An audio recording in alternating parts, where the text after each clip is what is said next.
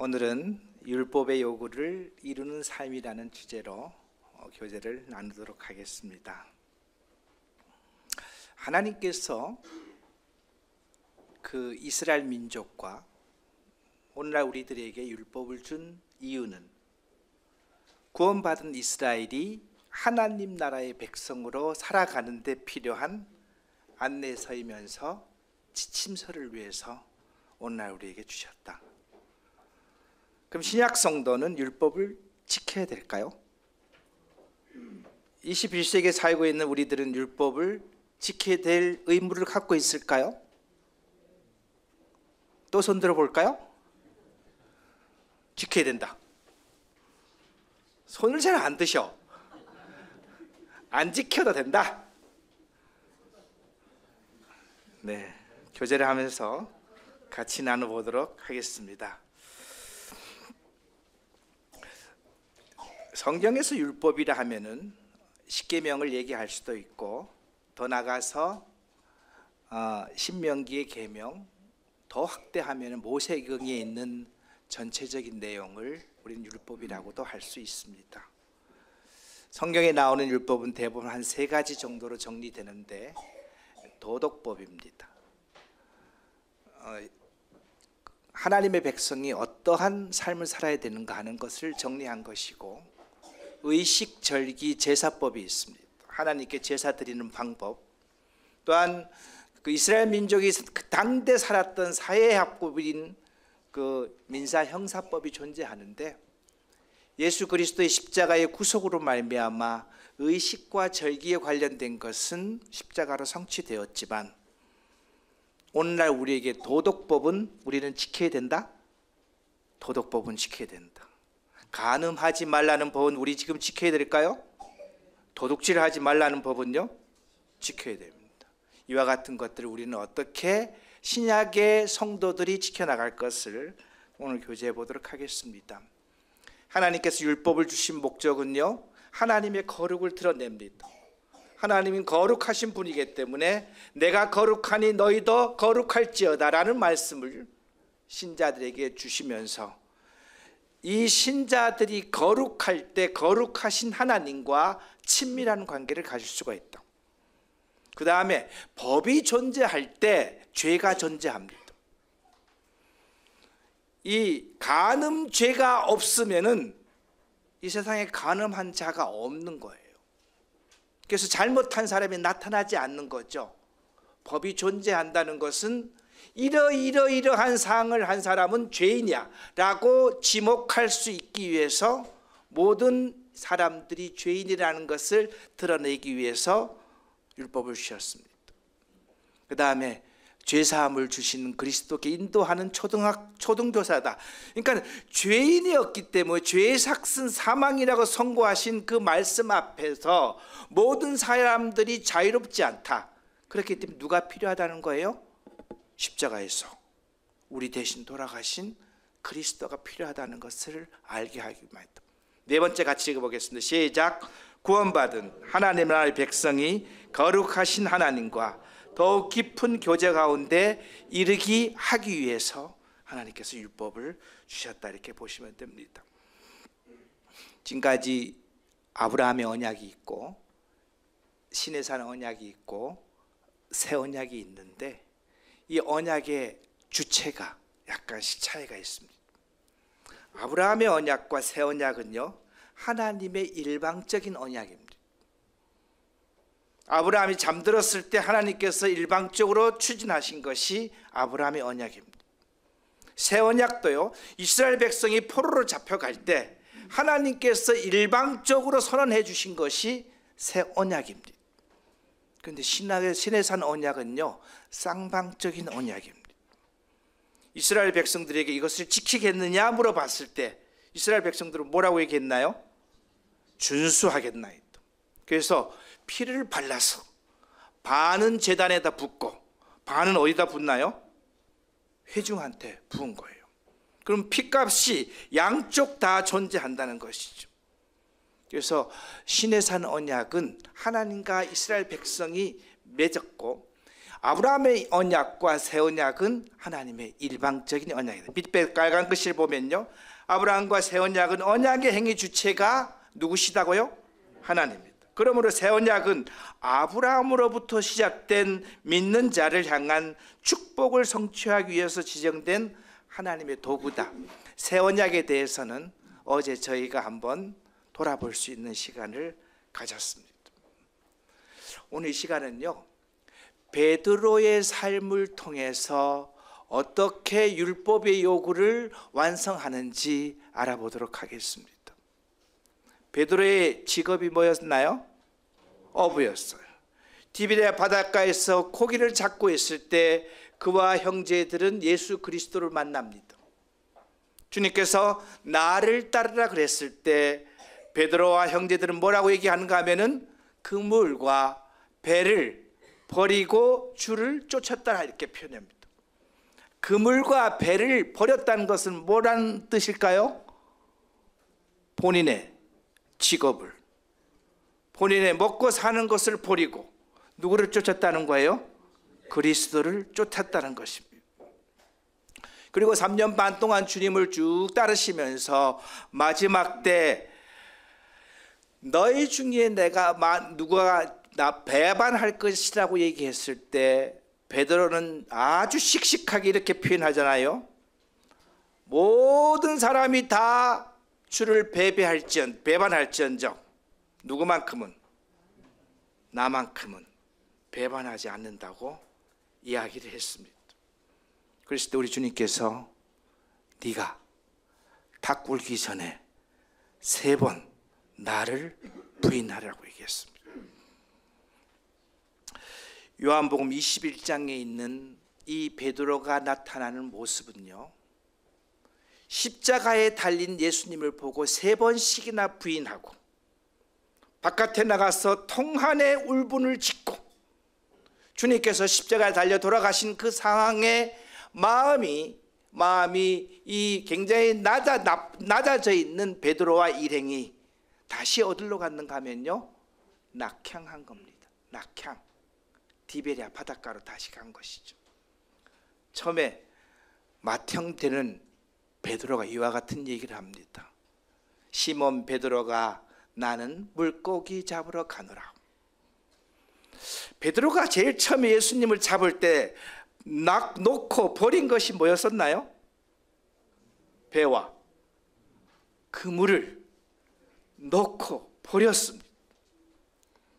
그런데 예수님을 배반하고 예수 그리스도가 십자가에 못 박혔을 때 그가 다시 잡은 것은요, 주를 따르겠다고 버렸던 그 그물을 지금 현재 다시 잡는 겁니다.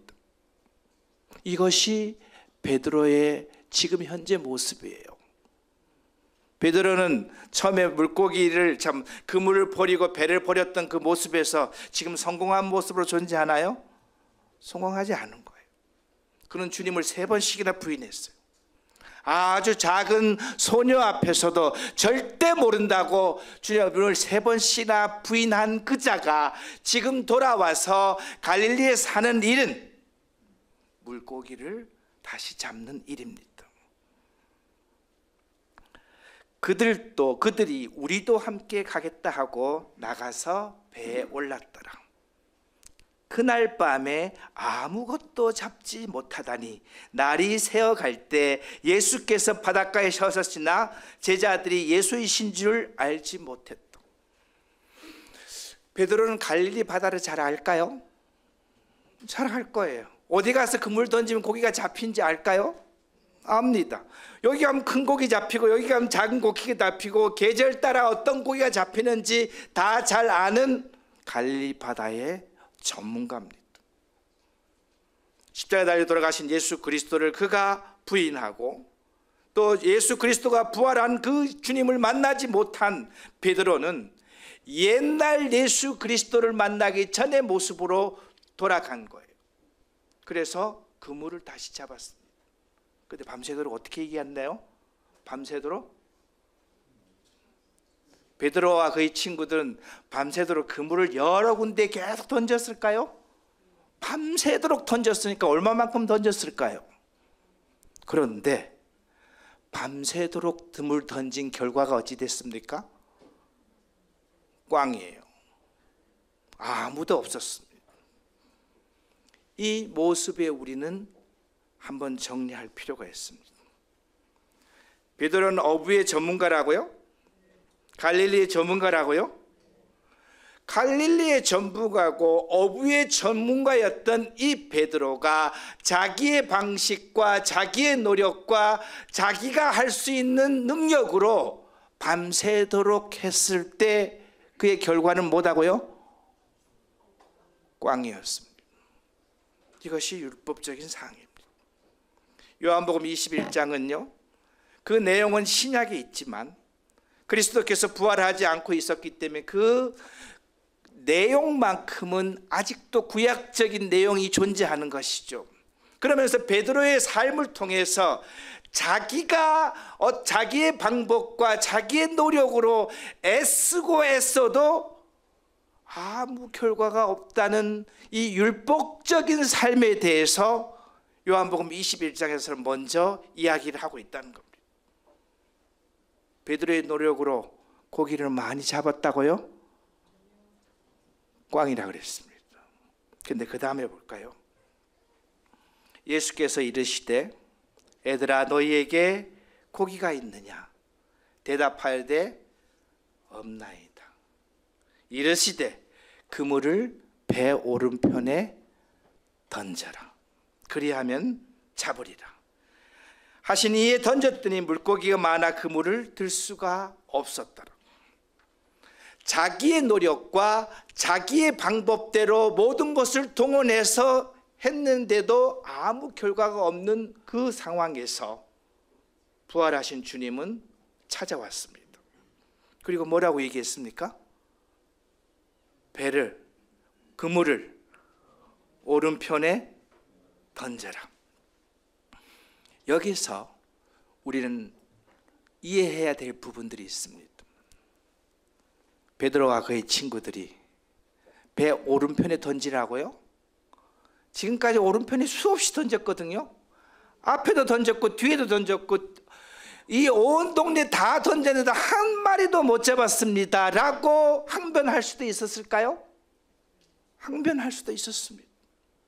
그런데 부활의 주님이 나타났을 때 배 오른편에 던지라고 했을 때 그들이 그 말에 순종했을 때 배 오른편에 던지니까는 물고기가 어떻게 됐다고요? 많이 잡혔다. 어떻게 보면은 고기 잡는 데 있어서는 우리 주님은 베드로보다 비전문가가 될 수도 있잖아요.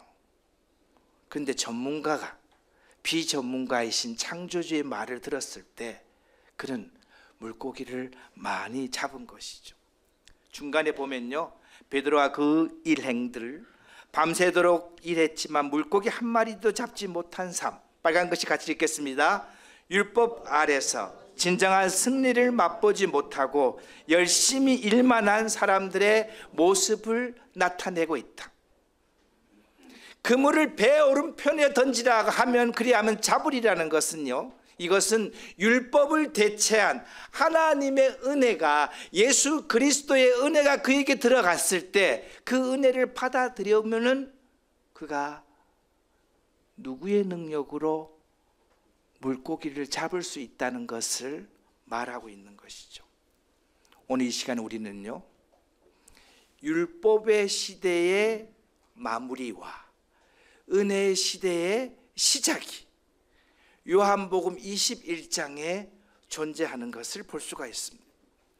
자기의 노력으로 뭔가를 계속하려 했던 데서 그게 되지 않았을 때 은혜의 주님의 도움을 받았을 때는 그 은혜의 주님을 통해서 뭔가를 이뤄갈 수 있다는 것을 요한복음 21장에서는 우리는 경험할 수 있는 것이죠. 그러면 우리 질문하겠습니다. 배 오른편에 던지려 했으니까 물고기가 많이 잡혔나요? 그럼 누가 잡은 거예요? 우리 어제 농사 얘기했습니다. 그럼 누가 잡은 거예요? 이제는 우린 이쯤 되면 답이 나와야 돼. 어제 농사는 누가 짓는다고요? 하나님이? 농부가? 그러면요, 농사는 하나님이 짓되 누구의 손을 빌린다고요? 농부의 손을 빌리는 거예요. 오늘 그 물고기 누가 잡았을까요? 주님이 잡으셨네, 그죠? 근데 누구의 손을 빌렸어요? 베드로와 그의 친구들의 손을 빌렸을 때, 그러니까 누가 합작이 되니까 물고기가 잡힌 거예요.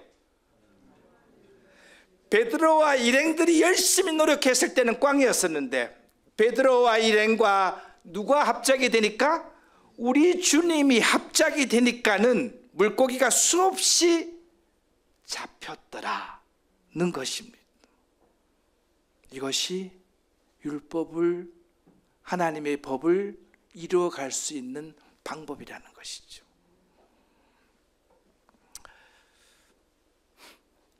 율법이 요구하는 삶은요, 마가복음 12장 30절 31절에 보면 다 같이 한번 읽어보겠습니다.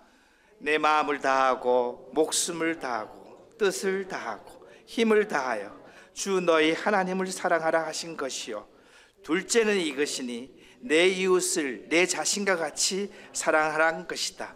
이보다 더 큰 계명이 없다. 어떻게 내 이웃을 내 몸과 같이 사랑할 수 있을까요? 하나 예를 들어 볼까요? 여기에 모기가 딱 붙어 있어요. 그럼 저는 어떻게 할까요? 이쪽 손이 사정없이 순식간에 가서 딱 때리잖아요, 그죠? 그런데 송영화 자매님 이마에 모기 한 마리가 딱 붙었어. 근데 제가 봤어. 어떻게 해야 될까요? 탁 때려? 애매하잖아요. 때렸다가 왜 때리냐고 또, 그게 어떤 차이가 날까요? 제 손에는 때리는 건 아무 문제 없는데 왜 제가 송영아 자매는 이마에 있는 모기는 못 때릴까요? 왜 그럴까요? 그것은요, 머리가 다르기 때문에 그런 거예요. 머리가 다르기 때문에. 제 머리와 송영아 자매님 머리가 다른 거예요. 그러면 다른 사람이 된 거예요. 다른 사람 이마에 있는 모기는 때릴 수가 있다? 없다는 거예요. 왜서요? 그 다음에 일어날 수 있는 모든 문제는 감당할 수가 없으니까.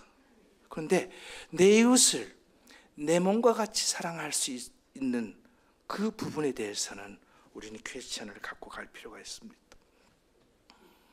율법의 요구를 이루는 삶이라는 것은 한번 읽어보겠습니다. 우리가 우리의 힘으로 할 수 없는 것을 하나님의 힘으로 이루는 삶이다. 즉 그리스도께서 나를 통하여 그리스도의 당신의 삶을 살아내는 삶이다. 밑에 그림이 이렇게 나와 있네요. 여기 뭐가 있나요?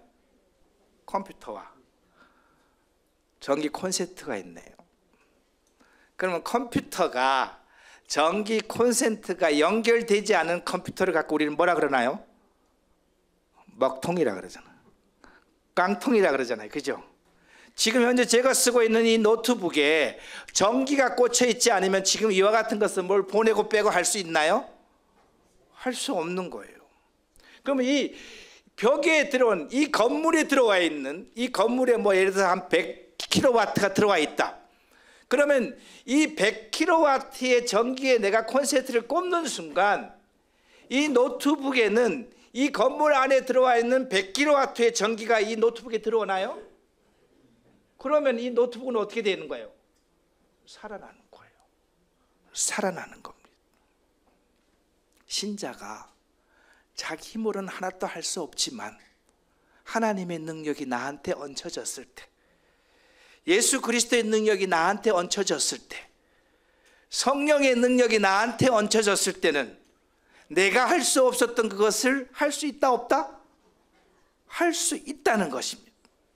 그러니까 이스라엘 백성들이 1000년 동안 율법을 지키지 못해서 지금 포로로 잡혀갈 때에 우리 주님께서는 그들에게 새 언약을 줌으로 말미암아 성령이 신자들 속에 들어오고 그 성령의 능력으로 율법을 지켜서 행할 수 있다고 우리 주님께서는 우리에게 이야기를 하고 있는 것이죠. 여러분, 믿음은요, 콘센트를 꽂는 겁니다. 여러분, 깜깜한 방에 예배당에 제일 처음에 들어왔을 때 제일 처음에 하는 행동이 뭔가요? 저 뒤에 들어오면서 스위치를 켜잖아요, 그죠? 그럼 여러분도 스위치를 켠다는 행동은 뭐예요? 스위치를 켜면은 불이 밝아진다는 것을 알기 때문에. 근데 그걸 모르면 여러분은 스위치를 킬까요? 모르면 스위치를 켜지 않는 거예요. 이 전기라는 것을 한 번도 경험하지 못한 사람은 들어와서 저 스위치를 킬 생각을 전혀 할 수가 없듯이, 신자의 능력으로 할 수 없었던 그것을 누구의 능력에 힘입을 때? 하나님의 능력을 힘입을 때, 그분의 능력을 우리가 덧입을 때, 그분의 능력으로 살아갈 때 우리는 그분의 능력으로 해나갈 수가 있다.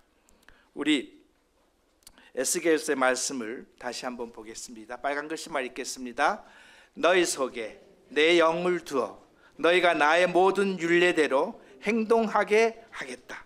그러면 너희가 내 모든 규례를 지키고 실천할 것이다. 이 에스겔서 말씀은요, 신자가 하나님의 율법을 지킬 수 있다는 걸까요? 지키지 못한다는 걸까요? 지킬 수 있다? 다시 한번 읽어볼까요? 정리가 안 되셨어? 빨간 글씨면 다시 읽어보겠습니다. 시작. 너희 속에 내 영을 두어 너희가 나의 모든 율례대로 행동하게 하겠다. 그러면 너희가 내 모든 규례를 지키고 실천한다. 그러면 지킨다는 거예요? 못 지킨다는 거예요? 지킨다는 거예요. 지킬 수 있다는 겁니다.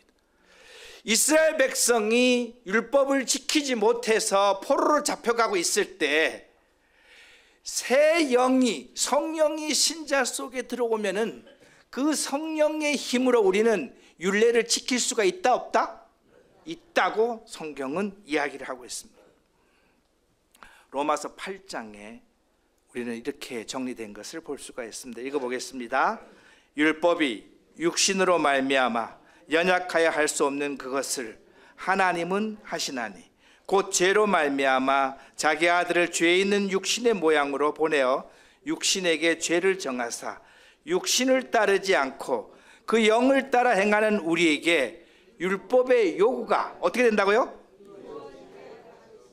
누구를 따라 행하는 자가?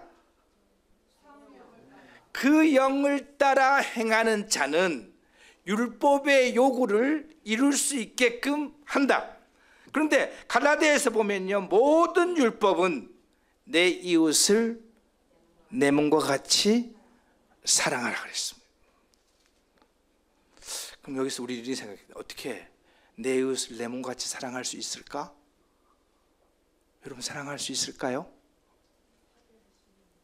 사랑할 수 있을까요? 갑자기 이 분위기가 싸해졌어요. 예? 우리는 내 이웃을 내 몸과 같이 사랑할 수 있을까요? 예, 우리는 신자가 성령의 지배를 받을 때는 원수를 사랑할 수 있다? 예, 원수를 사랑할 수 있는 겁니다. 그렇게 할 때 우리는 가능한 겁니다. 율법이 요구하는 삶은요, 하나님을 사랑하라는 거예요. 내 이웃을 사랑하라는 겁니다. 우리가 예수 그리스도께서 나를 위해 돌아가셨다는 것을 마음속에 깊이 생각하면 할수록 그분을 사랑할 수 있나요? 그분의 말씀에 순종할 수 있을까요? 그분의 말씀에 우리가 실천할 수 있을까요? 실천할 수 있는 겁니다. 우리가 성령이 우리 속에 들어와서 역사할 때 우리는 그것이 가능하다.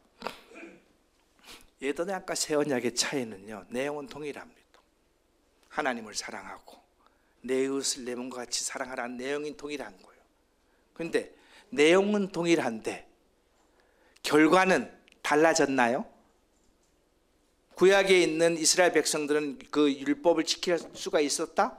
못 지킨 거예요. 신약에 있는 성도들은요, 지킬 수가 있다. 왜서요? 힘의 근원이 누구한테 들어와 있기 때문에? 우리에게 들어와 있기 때문에. 힘의 근원이 우리에게 들어와 있기 때문에 신약의 신자들은 그 율법을 지켜낼 수가 있다고 성경은 이야기를 한 것입니다. 새 계명을 너에게 주노니 서로 사랑하라. 내가 너희를 사랑한 것 같이 너희도 사랑하라는 겁니다. 이 사랑은요, 아가페의 사랑이에요. 무조건적인 사랑입니다. 신자는 무조건적인 사랑을 할 수 있을까요? 우리 사랑하는 성도님들을 무조건적인 사랑을 하나요? 왜 못하죠? 여러분 잘 아시잖아요. 여러분들은 원수도 사랑하고, 여러분들도 보면은 사랑하는 성도들을 위해서 여러분 주머니를 여는데 때로는 아무 목적 없이, 아무 대가 없이 열 수 있나요? 열 수 있잖아요. 구도자를 위해서 우리는 아무 대가 없이 열 수 있나요? 열 수 있는 거예요. 그 다음에 오늘 광고도 나갔는데, 예배당 부지 이 건립을 위해서 부지한테 헌금하면 나중에 몇 분에 며칠 나한테 등기 넘겨준다는 보장이 없어도 여러분 헌금할 수가 있나요? 헌금할 수 있는 거예요. 그래서 우리들은 내가 너희를 사랑하여, 우리 주님은요, 이기적인 사랑을 하지 않았습니다. 이타적인 사랑을 했듯이 예수 그리스도의 사랑을 경험한 사람들, 예수 그리스도의 사랑으로 살아가는 사람들은 그와 같은 것을 할 수가 있다. 우리는 어떻게 연결되었는가? 디베리아의 바다에서 밤새 고생한 제자들은 자기의 노력으로는 물고기를 잡았다? 못 잡았다는 겁니다. 그런데 예수 그리스도께서 도와주시니까는 그 도움을 받은 제자들은 잡을 수가 있었다? 잡을 수가 있었다. 그래서 제자들은요, 예수님께 도구로서 사용될 때 누구의 능력으로 물고기를 잡을 수가 있다? 예수 그리스도의 능력으로 물고기를 잡을 수가 있다. 이것을 로마서에서는요, 그 영을 따라 행하는 우리라고 소개하고 있습니다.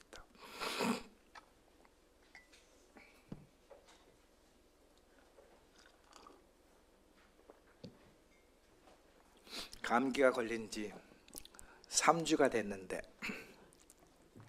아직도 골골합니다. 이건 지나가도록 하겠습니다. 로마서 8장 1절 2절에 있는 말씀을 함께 읽어보겠습니다. 시작. 그러므로 이제 그리스도 예수를 믿는 사람들에게는 유죄 판결이 없습니다. 이것은 그리스도 예수님을 통해서 생명을 주시는 성령님의 능력이 죄의 굴레에서 여러분을 해방시켜 주셨습니다. 우리 개역 개정에서는 성령의 법 이렇게 얘기했는데, 현대인에서는요, 성령의 능력으로 이렇게 했습니다. 그럼 신자들은 죄에서 승리할 수 있을까요? 신자들은 죄에서 승리할 수 있는 것을, 이 얘기를 로마서에서 8장에서 얘기를 하는 거예요. 이거를 떨어뜨리면 안 되겠죠? 여기 떨어뜨릴 게 하나도 없네요. 얘를 제가 손을 딱 놓으면 어떻게 되는 거예요? 떨어지잖아요, 그죠? 얘 무게가 있기 때문에 중력보다 무게가 크면 얘는 자동적으로 떨어지는 거예요. 얘 스스로에게 뭐가 없는가 하면요, 힘이 없는 거예요. 얘 스스로에게는 힘이 없으니까는 얘는 그냥 떨어지는 겁니다. 그런데 제가 요 손에 살아있는 새를 요 손에서 이렇게 딱 놓으면 새는 어떻게 될까요? 날아가잖아요. 새하고 얘하고 차이 나는 게 뭐죠? 그 속에 생명이 있기 때문에. 새는 떨어지려 그러면은 뭘 하나요? 날개짓을 해서 떨어지는 중력보다 자기의 힘이 크니까는 새는 날아갈 수 있는 것이죠. 율법과 그 다음에 옛 언약하에 있었던 나는 내 스스로 할 수 있는 것은 없는 거예요.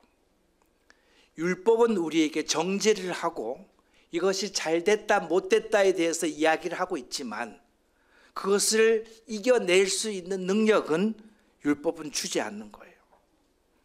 그런데 하나님의 은혜는, 예수 그리스도의 은혜는 우리에게 뭘 주는가 하면요, 날개를 달아주는 거예요. 우리 속에 생명이 들어와 있기 때문에 믿는 자들은 우리 속에 들어와 있는 생명의 힘으로 뭘 할 수 있다?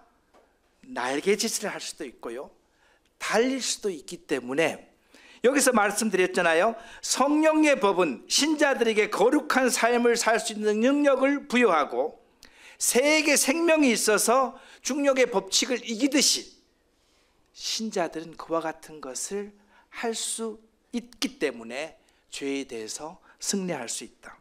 그 다음에 죄와 사망의 법, 옛 율법 아래에 있었던 것은 능력이 없기 때문에 그것을 할 수가 없다는 것을 이야기를 하고 있습니다. 율법의 요구를 성취하는 삶은요, 그것은 육신을 따라 살지 않고 성령을 따라 사는 우리가 율법의 요구한 바를 어떻게 한다고요? 이루게 한다는 것입니다. 그래서 그 밑에 있는 에스겔 36절 우리가 아까 봤고, 파란 글씨만 읽어보겠습니다. 시작. 성령의 지배를 받는 자의 삶이 새 언약을 실천해가는 과정이 있다. 3시간째 제가 지금 계속 얘기하는 것은 우리 속에 누가 있다는 거예요? 성령이 계시다는 것이죠. 그렇죠? 그럼 그 성령의 능력을 인정받으려면 우리는 어떻게 할까요? 그분을 인정해야 되는 거예요. 그분이 내 속에 계시다는 것을 인정할 때 성령은, 그 다음에 나를 그분이 마음 놓고 사용할 수 있도록 내드릴 때 성령은 나를 제대로 사용하는 것이죠. 여러분, 아침에 이런 기도를 하면 어떨까요? 아침에 일어서서 주님, 오늘 제 발을 사용해 주십시오. 주님, 제 손을 사용해 주십시오. 주님, 제 머리를 사용해 주십시오. 또 하나 얘기해 볼까요? 주님, 저의 지갑을 사용해 주십시오. 그럼 누구한테 다 내놓은 거예요? 주님 앞에 다 내놓은 것이잖아요. 그러면 내 손의 주인이 누구로 바뀐 거예요? 주님으로 바뀐 거고, 내 팔의 주인이 누구로 바뀐 거예요? 주님으로 바뀐 거고, 내 지갑의 주인이 누구로 바뀐 거예요? 주님으로 바뀐 거고, 내 머리의 주인이 주님으로 바뀌면은 나를 통해서 주님은 나를 마음대로 사용하셔서 누구의 삶을 살아찬다는 거예요? 그리 주님의 삶을 살아갈 수 있다는 것입니다. 그래서 우리는 어제 얘기했듯이 성령 충만이라는 것은 성령의 지배를 받는 삶이라는 거예요. 내가 지갑을 내어드리고 손을 내드리고 내 마음을 내드리고 나의 시간을 내드리는 그것을 주님 앞에 내어드렸을 때 주님께서 그것을 통해서 율법을 완성할 수가 있다. 사랑은 율법을 완성한다. 어제 우리가 뭐라 그랬나요? 원수를 사랑하는 부분에 대해서 우리가 얘기를 한번 했었잖아요. 그죠? 그래서 우리는 원수를 사랑할 수가 있다? 있다는 것을 우리는 이야기를 해보겠습니다. 요한복음 21장 7절로 9절로 한번 가보겠습니다. 읽어보겠습니다. 시작. 예수께서 사랑하시는 그 제자가 베드로에게 이르되 주님이시라고 하니 시몬 베드로가 벗고 있다가 주님이라 하는 말을 듣고 겉옷을 두른 후에 바다로 뛰어내리더라. 자, 베드로는 주님 만날 마음이 어땠을까요? 지금 좀 깨림직한 게 있을까요? 왜 깨림직할까요? 3번씩이나 주님을 부인했는데. 그렇지만 베드로는요, 배 오른편에 그물을 던지라는 말을 듣고 그 말씀을 순종했을 때 엄청난 물고기가 잡히는 것을 보고 부활하신 주님을 만나는 계기가 되었습니다. 그래서 옆에서 요한이 주님이라고 얘기할 때 그는 겉옷을 어떻게 하고요? 겉옷을 벗고 있던 겉옷을 입고 은혜의 바다를 향해서 뛰어내렸습니다. 그 자신의 모습으로는 주님을 만날 자격이 없었지만 우리 주님의 은혜가 있었기에 그는 은혜의 바다를 뛰어내려서 은혜의 바다에 뛰어내렸다니까는 우리 주님께서 뭘 준비하고 계시나요? 떡과 고기를, 물고기를 준비해서 베드로에게 먹으라 그러죠. 그리고 주님께서는 우리 베드로에게 이런 부탁을 합니다. 내 양을 먹이라, 이렇게 표현합니다. 오늘 이 시간에는 율법의 요구를 나의 노력과 나의 방식과 나의 힘으로는 율법의 요구를 이룰 수가 있다? 없다는 거예요. 그건 이스라엘 백성을 통해서 우리는 이미 경험한 사실입니다. 나의 노력과 나의 능력이 아니고 그리스도의 능력이 나한테 들어올 때, 이 전기 콘센트를 꼽듯이 우리 주님의 능력이 나한테 들어올 때 그분의 능력으로 나는 무엇을 할 수가 있다? 율법의 요구를 이룰 수 있다는 것을 우리 오늘 이 시간 마음에 정리할 수 있는 시간을 가지고